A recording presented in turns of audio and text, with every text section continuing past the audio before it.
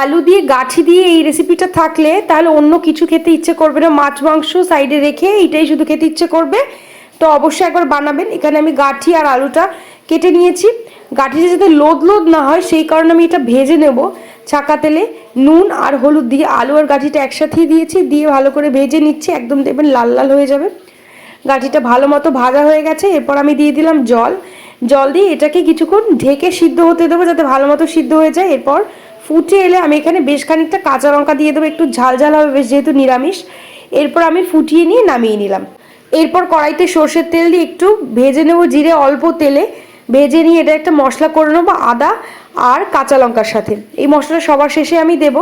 এরপর কড়াইতে দিয়ে দিলাম সর্ষের তেল, জিরে ফোড়ন দিয়ে আমি এখানে গাঠির ঝোলটাকে দিয়ে দিচ্ছি, দিয়ে একটু কিছুক্ষণ মিশিয়ে নিয়ে এরপর আমি এখানে জিরে যে ভেজে রেখেছিলাম সেটা বেটে রেখেছিলাম ওটা দিয়ে দিলাম, দিয়ে আমি নামিয়ে নেবো। তো কেমন লাগলো জানাবেন।